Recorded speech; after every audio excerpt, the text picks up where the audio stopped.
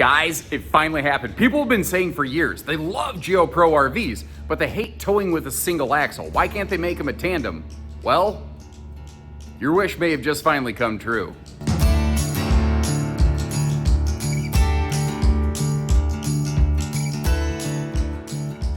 Hello and welcome everybody. Josh the RV Nerd of Bish's RV down here in Millersburg, Indiana today, away from my Coldwater, Michigan home store, because I caught wind of the fact that Rockwood might be finally willing to do something that people have been asking for since the launch of Geo Pro.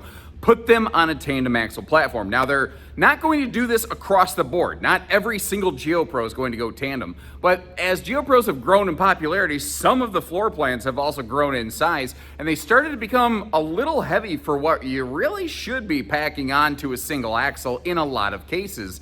And they decided, you know what, maybe on specific floor plans, we go ahead and slap a second axle on there. But the thing is, once these floodgates open, it will be really interesting to see if this brand evolves like a Geo Pro 2 series tandem axle models or something like that, almost like a missing link between single axle Geo Pro and the tandem axle Rockwood Mini Lites, because there is a pretty significant gap in there. In the meantime, what they basically did here is they started with their 20 FKS, because this was the largest Geo Pro model that was also the heaviest. They said if any one model would benefit from a second axle, it would be this one right here. And this is a really cool camper. If you're familiar with things like the new 2506 FK or something like that, it's a smaller version of that where it's a private true queen bedroom in the back. Well, I say private, it's just in the back away from everything, with a middle kind of seating area that actually overlaps with the bathroom, but a surprisingly good front kitchen for a little camper that actually has a full-size oven and a microwave and decent counter space and a 12-volt fridge. It's a fully equipped kitchen in a tiny camper, plus this has its own little mini outside camp kitchen, plus some junk in the trunk storage, 200 to 400 watts of solar, 1800 watt inverter, holding tank heaters, composite walls, all aluminum skeleton, plywood floor, and a partridge in a pear tree. That is 11 pounds of sugar in a 5-pound sack. Now, the trick with these little bitty campers is I loathe using fisheye wide-angle lensing because I feel it provides a distorted, liar, liar, pants on fire view of the RV. And you know what? Maybe with a flat lens like I use, it doesn't look as impressive. Maybe it's not as visually appealing. Maybe it doesn't look as big, but it looks real. When you come see the RV in person, it will look at least like this, if not better. So I would rather you be pleasantly surprised rather than unfortunately disappointed after making like a 4-hour drive to one of our stores. One thing I want to point out here, the construction of these, it's an all aluminum skeleton. Actually, even the bed base is aluminum welded cage. Your sidewalls, though, are only 6'1" tall. It's a short wall camper, but it has a pair of mini barreled laminated roof sections, giving us a total of a 5-inch barrel in here. And if you really want to see more about how these are constructed, definitely check out my full Geo Pro factory tour, and you'll actually get to see how all of that comes together.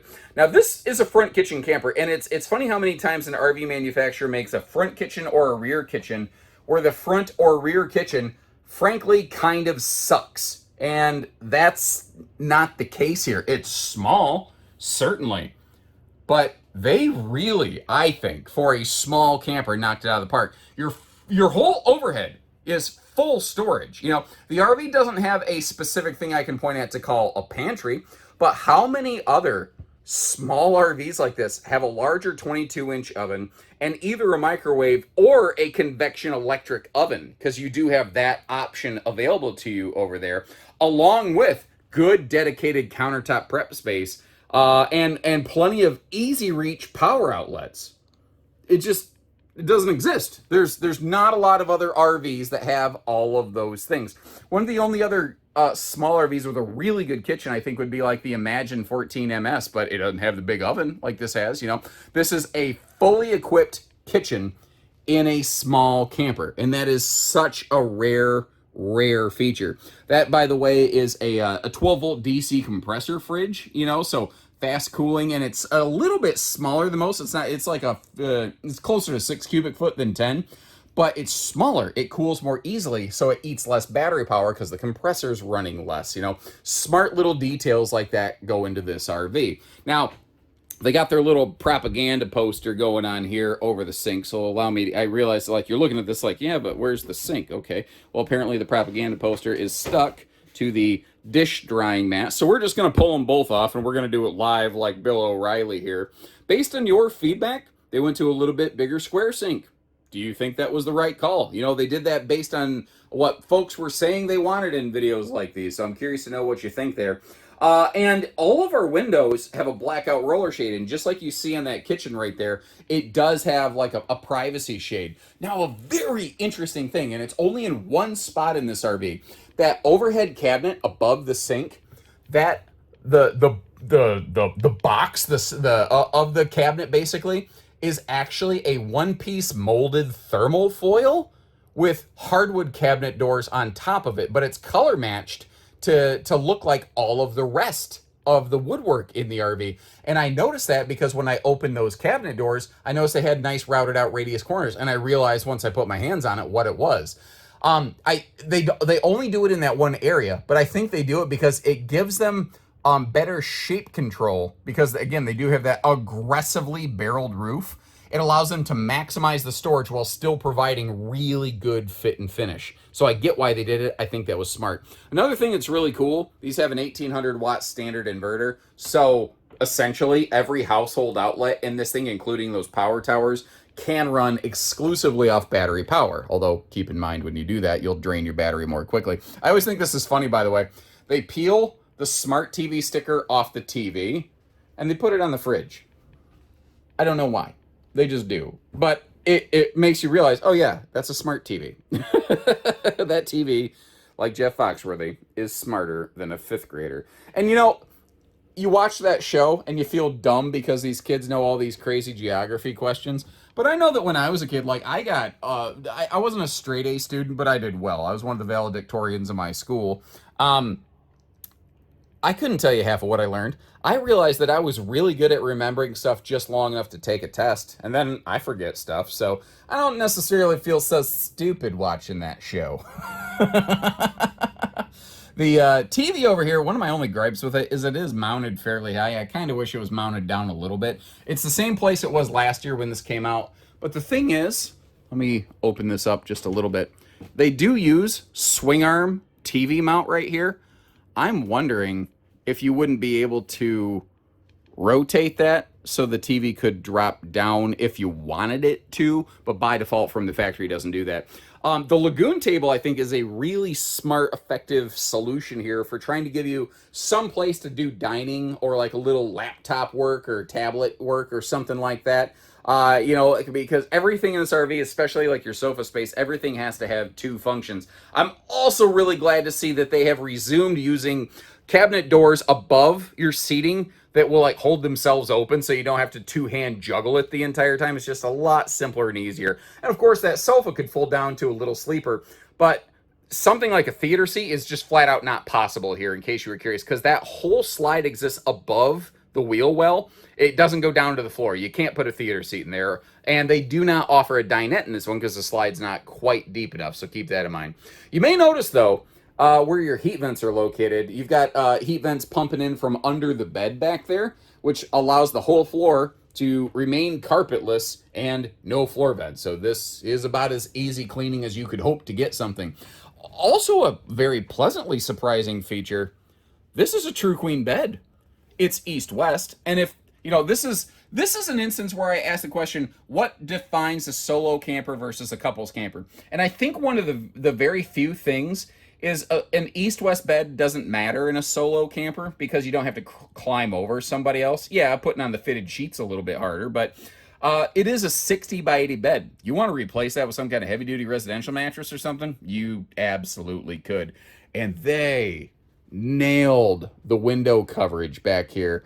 I don't remember this having that big window last year, but to be fair, I recorded the very first prototype of this model last year when it first came out, and I don't know if I ever got a chance to see a production model after that. I'm definitely not upset with what I'm seeing by any stretch of the imagination.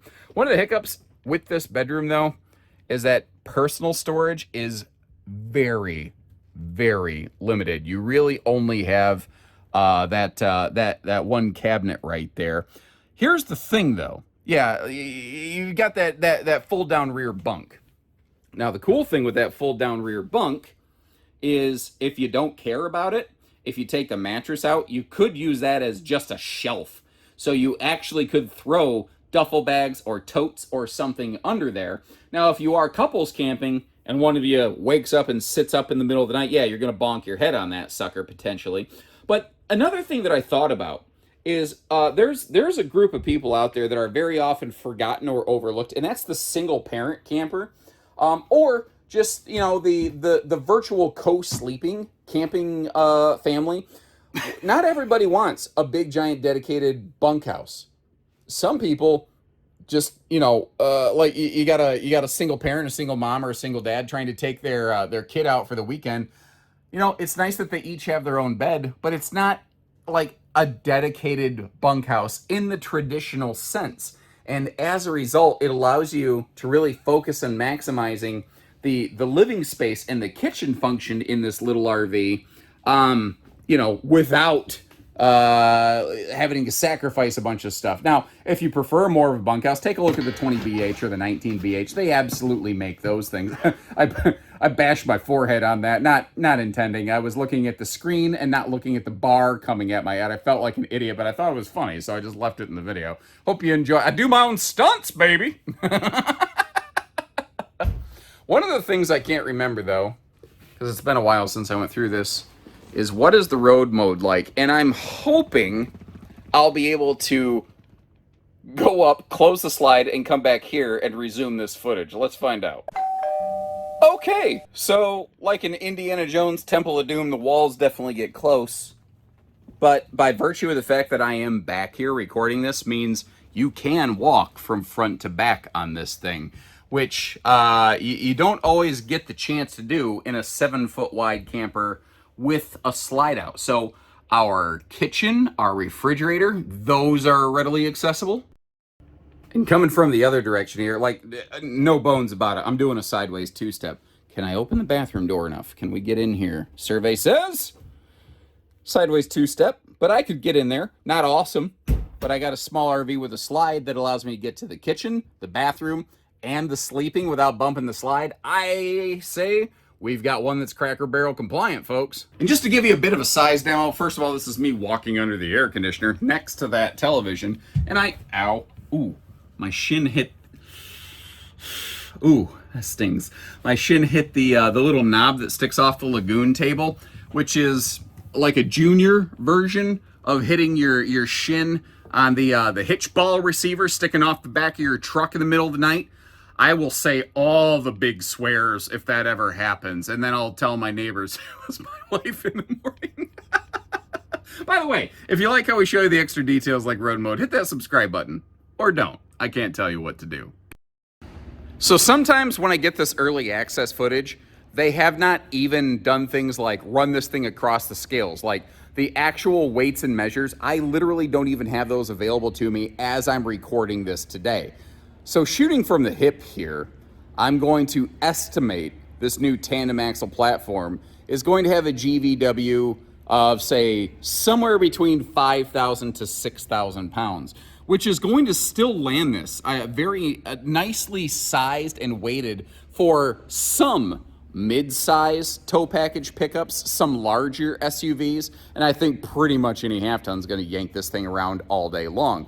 But with this having a 7-foot narrow body that you can see around very easily, with this having tandem torsion axles and suspension like a Mini Lite, an Ultra, a signature Rockwood, the bigger guys having the exact same hardware under this thing, I think that this is going to be one of the best riding, best handling Rockwoods that has ever been made yet to date. Now, this is their first prototype of this thing. So essentially, the one we're looking at today is outfitted with every single possible option you could even apply to this thing, because that's one of the things factories are required to do, is prove they can put their options on every model. One of the first optional things we're looking at is that bike rack in the front. The good news is that's something that can always be added later. You don't have to get that from the factory level. You may have also been able to see from the ground level here. Let me actually give you a little bit better peek up at the roof right now. This does have a second factory solar panel installed on it, giving us 400 watts of solar instead of 2. But that's always something that, again, could be added aftermarket. For the most part, Geo Pros, all the stuff they could pack on them really from the factory that had to be done from the factory is done from the factory standard by default. And this is interesting. It's a little bit of a split camp kitchen, but I am mad at it. We've got a little outdoor mini fridge right here. But one of the interesting things is, just like the fridge inside, they have a dedicated fridge power switch for this thing, which is really cool, because like if that thing would run off inverter, and it could drain your batteries very quickly. So being able to hard kill that fridge outdoors could be the thing that helps keep your RV running long term when you're camping. Now, in addition to the 200 to 400 watts of roof solar, there is a portable plug up by that little mini fridge as well. If you want to like park in the shade and chase the sun with a portable panel that you pick up. A lot of P's, a lot of alliteration in there. This is probably the best awning space of any of the Geo Pros, but that one cycloptic outside speaker mounted all the way up practically on the roof, I could just absolutely do without it. So many RV brands have adopted the Bluetooth systems. I kind of wish that this would be one of them. That's what entertainment stereo system would you prefer? Let's ask it that way. Let's let you kind of share your thoughts with the factory. But this right here, I walked around the corner and they were telling me about a different camper, and I saw this out of the corner of my eye and I went, what is that, guys? They swore up and down, Geo Pro will never be tandem axle. Geo Pro will always be single axle, because that's the step between Geo Pro and Mini Lite. And then they did it anyway, and I'm not mad about that. I wish it would have happened sooner, but I'm glad that we're getting there, and I'm really curious to see the future of the brand. So this has an interesting little mini outside camp kitchenette. This RV potentially is like a double cookerator. So first of all, for little stuff, we got the little 2-burner stovetop here, but it's interesting how that just kind of slides in and out. It's there when you need it, gone when you don't. In the junk in the trunk storage that we'll see in a minute, the griddle and the little shelf that comes equipped with it that mounts on this rail right here, that stuff is all right there. I like how they kind of left us a nice little open pocket right here, and they even had the foresight to put a set of power outlets in there. That kind of stuff is so handy. But if you're gonna run a griddle and a stovetop, you need 2 propane connects. But this ain't Rockwood's first day at the rodeo. They've done this before. They have also, they're dabbling with a new configuration of these quick drop stabilizers that will actually provide even better stability than what they have had in the past, which is already superior to what traditional scissor jacks can offer. So that's one of the things I like about this brand. They already have something that's way better than industry standard, but they're like, yeah, but what if it could still be better with a little work? And they're willing to put in the effort. On the back here, we have our black tank flush, a full hot cold outside utility shower, 3,000 pound accessory hitch, 300 pound accessory hitch, pardon me, 300 pound vertical limit, which would be enough if you want to maybe, put a bike rack or a small cargo pod or something like that on here. You could do that with this RV. But what's nice is it's installed from the factory. It's guaranteed by the factory. It's not aftermarket fabrication work that affects your warranty. So little things like that are kind of a nice find. One of the other options that's available on these are the slide out awnings like you're seeing right there. This RV, interestingly, it's one of the smallest RVs I've ever seen with a dual sewer outlet. And I hope you appreciate that I'll take the time to show even bummer stuff like that, because I know that folks would prefer to have a single sewer hookup, but you got the kitchen in the front, you got the bathroom kind of in the middle, but the hiccup is with the belly space that's available, that was the best, that's where they had to put the sewer outlets versus the holding tanks. And they were trying to avoid putting a sewer outlet hookup like under that slide. Like, I'm wondering if they couldn't have possibly cross-plumbed everything directly in front of that tire, but then it would be directly under your slide out, and that sucks. So I guess, let me ask you, what's the lesser of two evils? Single sewer hookup under the slide, or split hookups not under the slide, if you had to choose? What do you think, everybody? Do you think the future of Geo Pro lies in tandem axles? What floor plans, what models would you like to see? The first one that popped into my head is that 19 FBS. What if they made a second version of that on tandem axles with a north-south bed? That could be pretty cool. I think that could be very cool. Or the 20 FBS, if that went to tandem axles, that could be very, very cool, because there's almost, I can't even count fully on one hand the number of RV brands out there that build narrow body, lightweight, and better towing tandem axles. I'm very excited to see where this goes. I hope it's not just a one-off thing they do. In the meantime, I will leave you links in the video description to check for pricing and availability on this thing. And there's really nothing else quite exactly like it, so I don't have a whole lot of other links to leave you. I just want to leave you with a thank you for tuning in and all the feedback that you folks offer. You continue to drive this channel, so thank you very much. Until next time, take care, stay safe, have fun, and happy camping, everyone.